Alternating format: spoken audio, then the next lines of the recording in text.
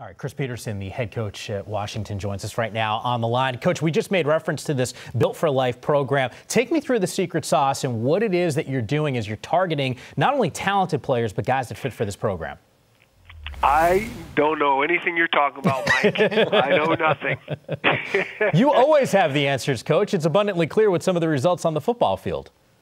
Yeah, we're always trying to figure it out and get more answers. I will just tell you this,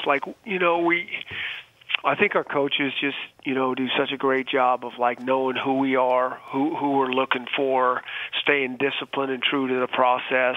There's so many different so many different currents and winds blowing, trying to push you off course and distract you, the hype of recruiting and the craziness of it. And I just really, my hat's off to these guys, these assistant coaches that work here that just, like I say, they just know who we are, who we're looking for, the type of kids that will flourish with us. And then once we get them here, we're just all about developing guys. And it all, I think a lot of people, everybody wants to be about development of guys. I mean, who doesn't say that? But I think you have to know who you are and know what you're all about and who fits you to really be able to even get out of the gate to develop guys. And I think that's just one of the things that, these coaches have done over the years on a consistent basis is just really get the guys that fit us and then are able to do a great job helping develop them. Yeah, what a great point. I mean, you think back to Taylor Rapp, 3-star recruit, not the biggest guy in the country, ends up being the freshman of the year on the defensive side in the Pac-12, which leads me to another safety linebacker hybrid guy in Asa Turner that you guys got today, Coach. How did you close that one, and how do you think he can impact your team? Well, we're excited about Asa. We really are. He's a tall, rangy, athletic guy. With the guys that we lost, that's an area of need, that's secondary. And so all the kids that we signed back there, we're really excited about that they're going to have a great chance to get into the mix. So not only do we lose some guys, our numbers really are not even where we'd like them to be for the most part in the secondary because we play so many guys in the secondary. It's like the offensive line. We play 5 guys all the time.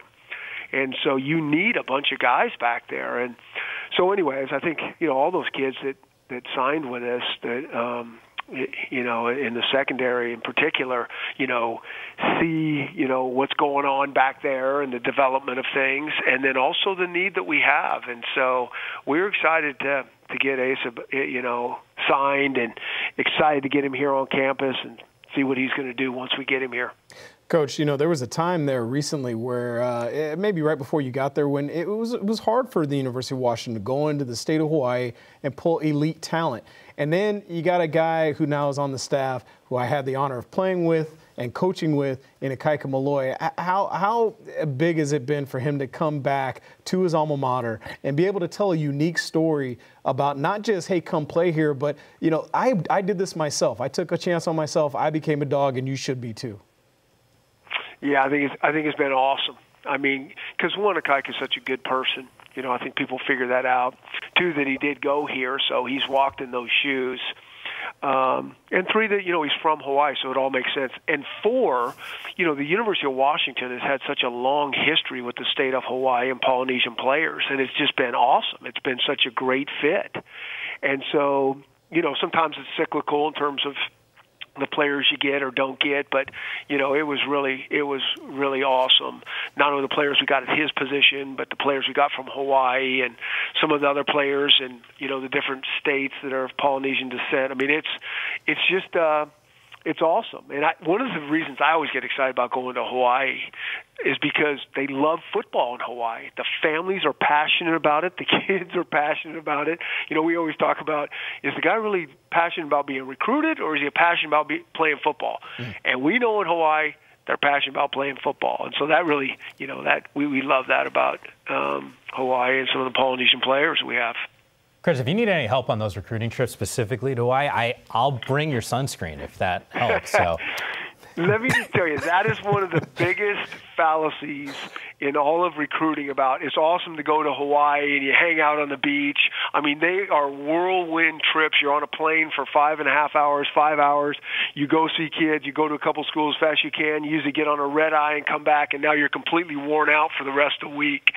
So that's probably, Mike, why you're not coming to Washington to work for us, because you would go to the beach, put the sunscreen on, and get no players for us. First of all, Chris, you realize that I have like the studio lights here that is not helping my tan. So there's a reason why I would go and do that. I let you do the hard work. I'll do the easy stuff. Chris, appreciate you stopping by with us. Congrats, obviously, another Pac-12 championship, second in the last 3 years, and an awesome class to talk about. Yeah, I appreciate you guys. Thanks for taking care of the dogs.